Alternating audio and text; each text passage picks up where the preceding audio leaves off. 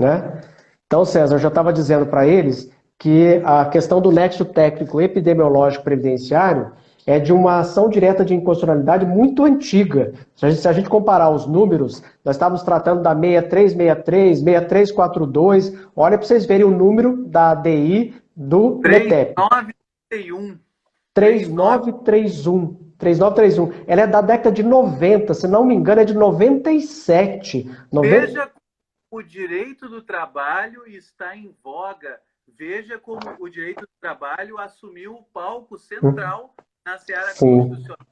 Como está sendo eleito pelos ministros do Supremo como um tema prioritário para ter o equilíbrio, para recuperar a economia, para ter segurança nas relações de trabalho. Eles pinçaram várias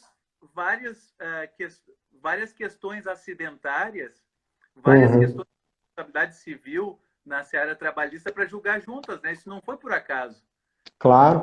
Então, isso que o César está ponderando é muito importante. Então, a gente precisa ter sensibilidade com a situação das empresas. As empresas estão passando uma situação muito difícil. Há uma pandemia, um estado de calamidade pública, força maior, mas a gente não pode se descuidar nunca, jamais, da saúde do trabalhador. Porque nada terá valido a pena uma recuperação de economia onde saiam muitos vitimados, pessoas além da conta, percam a vida, percam a capacidade de trabalho, tornem-se incapazes. Nós teríamos um mundo de inválidos e isso não é bom para ninguém, nem mesmo para as relações de consumo, porque essas pessoas saindo do mercado de trabalho, não tendo como ascender profissionalmente, elas vão ter uma renda diminuída, vão consumir menos e isso também vai atrapalhar lá no final a própria recuperação econômica. A economia e o trabalho andam de mãos dadas. E sempre que há uma crise econômica, o direito do trabalho é culpabilizado. Isso não é bom, isso não rende frutos, isso não dá resultado em lugar nenhum do mundo. Há um autor espanhol chamado Palomek Lopes que tem uma frase brilhante. Ele diz que, na verdade, o direito do trabalho é um parceiro de viagem das crises econômicas. Olha que lindo! O direito do trabalho é um companheiro de viagem das crises econômicas. Porque toda vez que há uma crise econômica, vamos flexibilizar. Não dá certo, a economia piora, aí melhoram as questões trabalhistas, os direitos do trabalho, a renda do trabalhador, o comércio vende mais, a economia se recupera. Aí vem outra crise, de novo o culpado, o vilão é o direito do trabalho. E aí o Supremo, então... Parece um Exato. efeito, né? Exato. Essas flexibilizantes, elas voltam, mas no final de contas isso vira uma economia autofágica, uma economia canibal. Você está matando, está aniquilando aquele que é o seu consumidor, que é o seu cliente. Tanto que a gente pode ver que durante um período, uma década e meia, período onde o Brasil cresceu bastante, com pleno emprego e com plenos direitos trabalhistas, enquanto que o direito, um nível menor de direitos gera um nível menor de renda e as pessoas inseguras quanto à sua renda, quanto ao seu trabalho, elas compram menos. Eu gero uma espiral para baixo, um círculo vicioso, né? Exato. César, vamos entrar então na ADI 3931? Deixa eu só fazer um contexto da decisão, e aí eu queria que você depois então tentasse extrair daqui um precedente, uma ratio decidente, para a gente poder deixar isso claro também na linha de raciocínio que a gente está traçando hoje. Então, essa ADI lá de 97, ela foi proposta contra o nexo técnico epidemiológico previdenciário. E o que é esse nexo técnico, né? A gente sabe muito bem que é um fator de acidente do trabalho, de presunção de acidente do trabalho, com base na epidemiologia. E a epidemiologia é muito importante para as questões acidentárias e para as questões sanitárias em geral. Vejam, os epidemiologistas estão tendo um papel fundamental nessa época de pandemia de Covid-19, de verificar onde tem mais incidência, em que local, quando é que as pessoas estão pegando mais, que cidade precisa de mais atenção. Isso tudo é epidemiologia.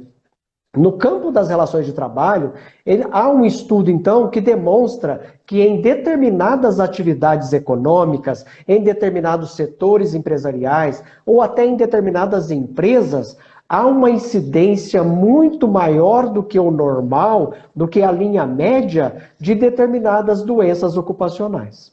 As Ler-Dort, as tenossinovites, as lombalgias, as dorsalgias, as doenças mentais ou psíquicas. Há determinadas atividades onde as pessoas adoecem muito mais do que a média por conta de alguma coisa relacionada ao trabalho. Então, o NETEP é uma forma de presumir, e de novo, uma mera presunção relativa de que por naquele segmento empresarial haver uma alta incidência daquela doença, se o trabalhador conseguiu ou adquiriu aquela doença, presumidamente ela tem relação com o trabalho. O que nós temos na prática? Simplesmente uma inversão do ônus da prova. Eu já não estou condenando o empregador. Não é condenação prévia. O empregador simplesmente tem uma situação de ônus da prova mais desfavorável. Mas se ele alegar, na minha empresa eu sempre fiz tudo corretamente, cumpri todas as NRs, tinha psicólogo, tinha terapeuta, tinha isso e mais isso, e comprovar isso, o juiz afasta a presunção relativa de nexo causal por conta do NETEP. É isso, não é condenação antecipada. Né, César? Não é condenação antecipada, é uma questão de presunção de nexo causal. Pela probabilidade. O raciocínio é um pouco similar ao que a gente estava debatendo ali, naquelas inversões de ônus da prova com relação às endemias. A endemia, em regra, se presume que não é doença ocupacional. Mas em certas condições de trabalho, onde há uma exposição grande, se presume que é, e o empregador é que teria que passar esse ônus. Aqui, a Isa Santos, ela colocou, você falou de Ler-Dort e colocou todas as sinovites possíveis e imagináveis, né? E ela disse assim, ó, bancário. Que estão lá no meu livro, que estão lá no meu livro de acidente de trabalho também. E aí você pensa assim, claro, agora o gerente de banco, ele é um trabalhador de escritório como outro qualquer. Fora nem mesmo o caixa faz aquele serviço muito, muito repetitivo dos anos 80 e 90, que era ficavam horas. Aquilo gerava uma quantidade enorme de síndrome do túnel do carpo e outras doenças nos membros superiores. Ora, o INSS, né, você estava falando, ele faz uma estatística, cálculo estatístico, ele vai ver lá, olha, eu tenho tantos benefícios previdenciários concedidos por doenças osteomusculares dos membros superiores em bancos. Vamos esquecer 2020, vamos pensar em 1990, 2000. Tá? Aí ele vai fazer uma correlação e automaticamente ele vai considerar aquilo para fins previdenciários, não para fins trabalhistas. Trabalhista a gente olha depois. Vai considerar para fins previdenciários, salvo se o empregador infirmar esse nexo. No voto aqui, a ministra Carmen Lúcia ela resgatou a exposição de motivos pelo presidente, porque isso aqui foi uma medida provisória. Eles tiveram necessidade de criar esse cálculo estatístico porque muitos e muitos empregadores não estavam notificando os acidentes de trabalho. Havia um surto de subnotificação. Os empregadores estavam com medo de pagar mais caro o seguro de acidente de trabalho, porque cada acidente caracterizado gerava um acréscimo desta contribuição social que é o SAT. Então, eles estavam omitindo, não emitiam a CAT, etc. e tal. Então, com isso, mesmo que o empregador não emita a CAT, o sistema do INSS vai pegar um benefício previdenciário e vai automaticamente caracterizar como acidentário e vai mandar para a perícia como acidentário. A perícia daí, me corrija porque você que é o nosso especialista em acidente, mas me parece que aí a perícia pode descartar o nexo técnico, mas em princípio só vai se ver algum fator importante, e a empresa tem legitimidade para recorrer administrativamente, e claro, efetivamente produzir prova de que não há esse nexo. Sim. Então, E aí, assim, César? a constitucionalidade, do ponto de vista da constitucionalidade, a alegação era que essa seria uma responsabilização automática do empregador e que não estaria de acordo com o artigo 7º, 28. 28. Uhum. Misturou a questão com a responsabilidade subjetiva. E, no Claro. entendimento da ministra Carmen Lúcia, a justificativa, que não é a mesma coisa que a rácio, a justificativa, como ela chegou a esse raciocínio, que é um argumento muito simples, que na realidade é o facilitar a prova do acidente de trabalho, notoriamente em situações que esses acidentes de trabalho nem chegavam ao conhecimento do INSS, isso Sim. ajudaria a reduzir os riscos de acidente de trabalho e facilitaria a responsabilização e a garantia desses direitos da proteção da saúde do trabalhador. Exatamente. E aí, de novo... falar, eu dizer o que eu acho que é o rácio. Tá, então eu vou pontuar bem essa questão e depois você vem para finalizar com a rácio dessa decisão. Olha, a questão do nexo técnico é tão importante que o criador dessa ferramenta, o Paulo Rogério, que é um grande pesquisador lá da UNB de Brasília, é a tese de doutorado dele na UNB, que depois resultou num livro. O livro chama-se Nexo Técnico Epidemiológico Previdenciário, e tem um subtítulo que eu não me recordo. Esse livro foi utilizado também pelos ministros do Supremo Tribunal Federal para saber da origem da ferramenta, da sua serventia, por que ela é utilizada. E então, era bem isso mesmo. As empresas, para evitar aumento da alíquota do SAT, para evitar responsabilização previdenciária e também responsabilização trabalhista, não só de ter que recolher FGTS durante o período de afastamento, não só de garantir o emprego por 12 meses após a alta médica, mas também depois de 2005, porque a Justiça do Trabalho passou a ser competente para as ações indenizatórias de acidente do trabalho. Então, houve um certo temor que na mesma época vem essa ferramenta do NETEP, e por isso a ação direta de inconstitucionalidade, que demorou tanto assim para ser julgada pelo Supremo. Ora, havia uma fortíssima subnotificação, e isso era evidente que gerava prejuízos para o INSS, para a União, para os trabalhadores e para a própria economia. Porque há empresas que investem em segurança, investem para que o trabalhador não adoeça, e outras que não fazem isso. Isso é uma concorrência desleal, porque aquela outra vai conseguir que o produto saia muito mais barato da sua fábrica. Né? E aí, por conta disso, César, o que o Paulo Rogério falou? Olha, nós vamos ter que implantar essa ferramenta para criar a presunção, não se cria responsabilidade. Não se cria responsabilidade. Essa ferramenta é simplesmente de investigação de nexo causal. De novo, é uma fase prévia. A primeira etapa de identificação de nexo de causalidade entre o trabalho e a doença. Depois de estabelecido o nexo causal, é que eu vou aferir responsabilidade. Então, a responsabilidade fica para uma segunda etapa. Não há uma automática condenação da empresa simplesmente porque se estabeleceu o nexo causal. Ele é a primeira etapa necessária, porque senão nem vamos falar de responsabilidade. Pois bem, olha, no meu livro eu cito isso, César. Houve, no primeiro ano de aplicação do NETEP, um aumento de mais de 1000% do número de doenças ocupacionais reconhecidas no Brasil. 1000%. Elas já existiam, mas elas estavam embaixo do tapete. Então, você pensa Exatamente. gigantesca que é o INSS. Para eles receberem um benefício previdenciário comum, né? E eles saírem fazendo perguntas por conta própria. Às vezes o trabalhador não tem muita cultura, vai ser difícil ali a comunicação, não vai saber a origem. Então, poucos benefícios eram convertidos de previdenciário para acidentário. Com essa ferramenta, você tem a coisa automaticamente, mecanicamente, e eles podem fazer um ajuste fino mediante a empresa se defendendo ou a própria junta médica na perícia descaracterizando, não é verdade? Sim.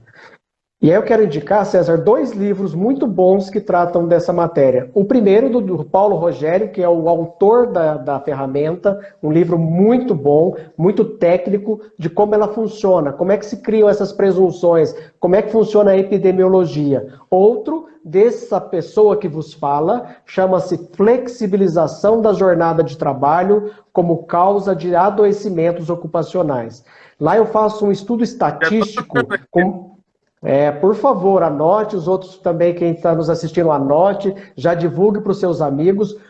Em 2 capítulos do meu livro Flexibilização da Jornada de Trabalho como causa de adoecimentos e acidentes no trabalho, que é a minha tese de doutorado, é fruto da minha tese de doutorado na Espanha, e lá eu tento demonstrar com análise de muitas estatísticas que em algumas atividades econômicas a gente tem uma predominância muito mais acentuada de determinadas doenças. E aí eu faço uma análise desse NETEP, assim que ele saiu em 2008, e eu verifico que em determinadas atividades econômicas há uma incidência muito maior de NETEP. Em determinados setores também. E depois eu faço um estudo por cidades. Eu apreciei as 25 cidades que apresentaram o maior número, a maior incidência de NETEP lá em 2008, no primeiro ano de utilização da ferramenta. E é fantástico, porque quando a gente estuda estatística, epidemiologia, comparando dados, comparando números, a gente vê que realmente bancos, transportes, alguns outros setores de serviços, hospitais, frigoríficos, causam tantos adoecimentos, muito mais do que as outras atividades. E então, com base nisso, o juiz pode criar presunções favoráveis da existência de nexo causal. Presunções relativas, repito, e então o empregador pode provar que não teve nada disso na empresa dele, que lá o NETEP não dá para ser utilizado. Então, o NETEP é uma ferramenta muito boa de presunção de adoecimento ocupacional, porque naquela empresa, naquela cidade, naquela atividade, a incidência é muito acima da média. O empregador diligente alega e prova, o ônus é dele, então, que na empresa dele não acontecia nada disso, que a empresa dele é fora da curva, fora da média. Lá se investe realmente em segurança e saúde do trabalhador. E aí, César, para já encaminhar o seu precedente, a decisão do Supremo Tribunal Federal, ela é muito interessante porque ela afasta as possíveis inconstitucionalidades. Essa do artigo 7º, 28, que você já ponderou, e a gente já separou nexo causal de responsabilidade, 2 coisas distintas. E há também havia uma afirmação de inconstitucionalidade, porque retiraria a liberdade profissional dos médicos, dos peritos do INSS.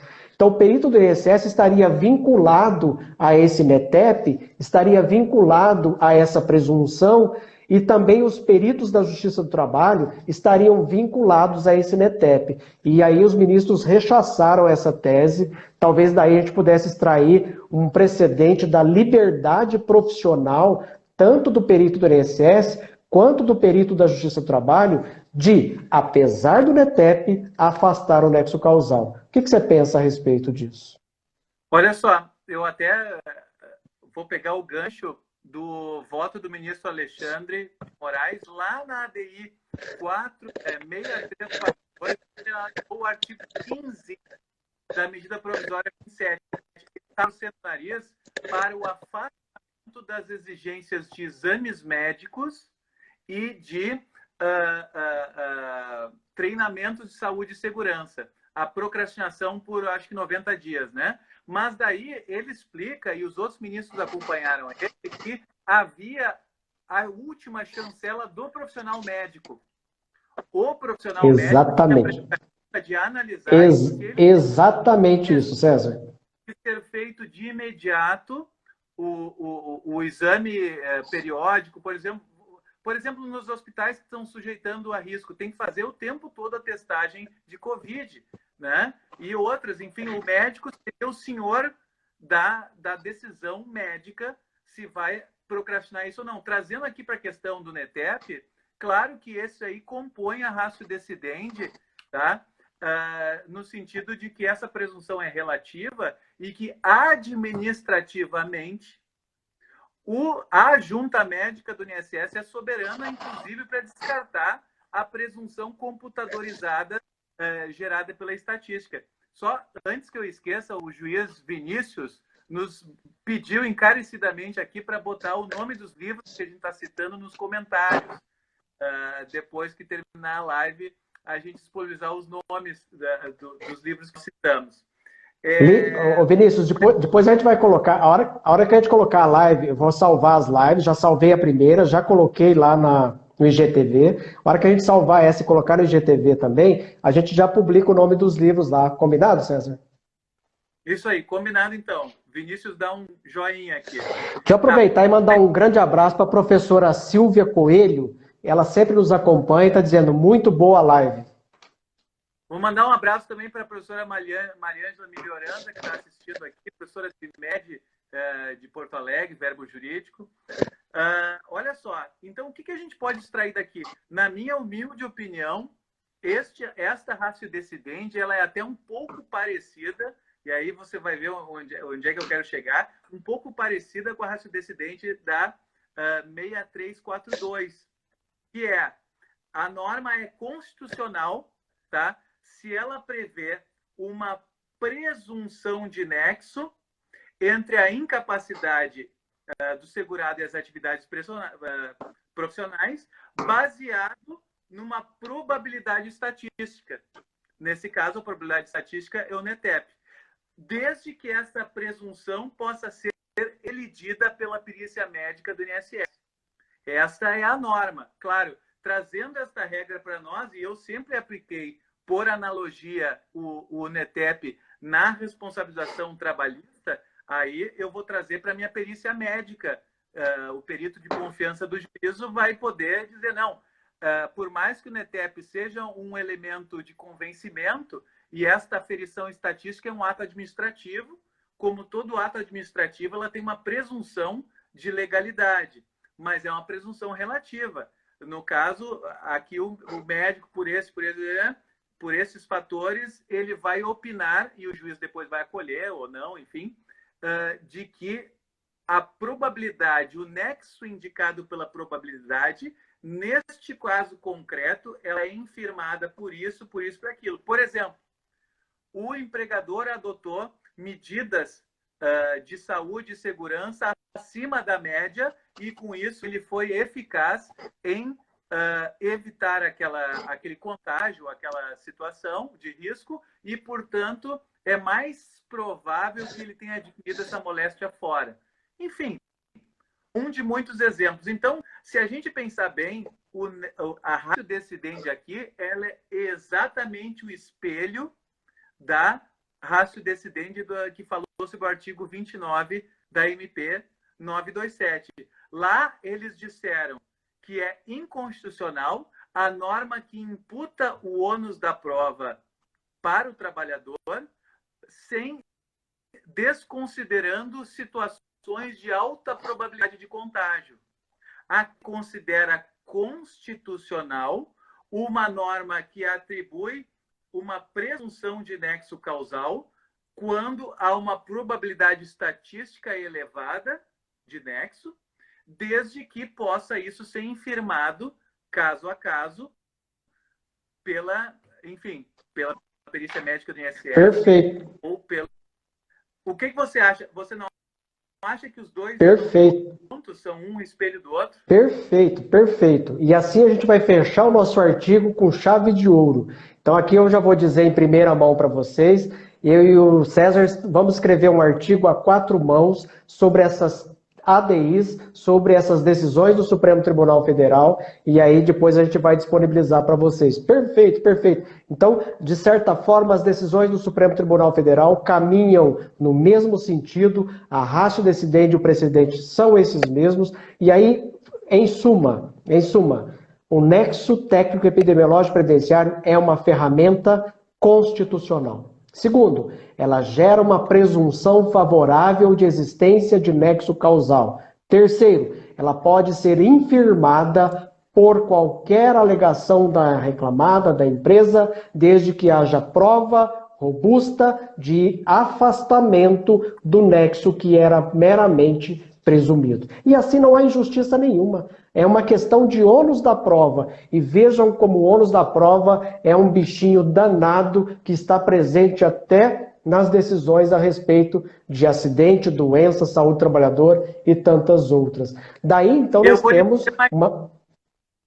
E eu vou lhe dizer mais uma quarta conclusão, que apesar de ser uma ferramenta para uso administrativo pelo INSS, é uma presunção no processo administrativo previdenciário, nada impede que o advogado argumente e use, traga por analogia a sua aplicação ao processo de responsabilização por acidente de trabalho. Com certeza, César. Eu fico triste quando os advogados trabalhistas desconhecem essa ferramenta e não a utilizam dentro do processo de trabalho. Entra com uma ação indenizatória de danos decorrentes de uma doença do trabalho, tem uma dificuldade enorme de comprovar nexo causal e muitas vezes esse nexo causal já foi presumido lá na Previdência Social. Então, os advogados precisam mesmo estudar essa matéria, ler bons livros, assistir ótimas lives. Então, aqui eu quero registrar os parabéns da Arani, da Cláudia, da Andréa Ganzaroli, que está sempre nos acompanhando, da Irma, do Fábio, do André Geia. O André Geia é um grande professor de Direito Empresarial aqui de Ribeirão Preto e eu vou fazer com ele uma live muito bacana daqui uma semana ou duas. César, vamos para os finalmente? Vamos para o finalmente, então. Cumprimentando também minha colega juíza lá do TRT4, a juíza Ana Júlia de Caxias, onde tem muito acidente de trabalho, porque é um polo metal-mecânico do país, né? E gostaria de deixar um abraço para todo mundo. Nós tivemos um público aí de praticamente 100 pessoas, estamos com quase 70 pessoas que ficaram até o final com a gente, mesmo depois que a gente reinaugurou a live, né? Então, isso para nós é gratificante, que o nosso conteúdo está sendo, de alguma forma, útil para esse debate tão complexo, que é a responsabilidade por doenças ocupacionais dentro de um contexto legislativo e jurisprudencial de extrema complexidade, praticamente em ebulição, né? Um grande abraço. Quem quiser seguir o meu perfil no Instagram é César Pritch, para que a soletragem é difícil, mas vocês podem olhar ali em cima na tela e anotar num lugar. E quem quiser adquirir os meus livros de precedentes, tá? Pode mandar um direct, certo? Eu já vi que tem alguns, já recebi alguns, né? Vou mandar o livro autografado. E passo a palavra para o ilustre colega, grande especialista, professor José. César, muitíssimo obrigado. Vou lhe agradecer de novo, mas eu tenho que falar duas coisinhas aqui. Um abração para Goiás. Tânia Cruvinel pediu um abração para Goiás, um abração para Goiás, para Rio Grande do Sul, para São Paulo, para Minas Gerais, Uai, para todo o Brasil, para quem estiver nos acompanhando. Então acompanhe César Pritz, é um grande jurista, eu fico enormemente agradecido da sua presença.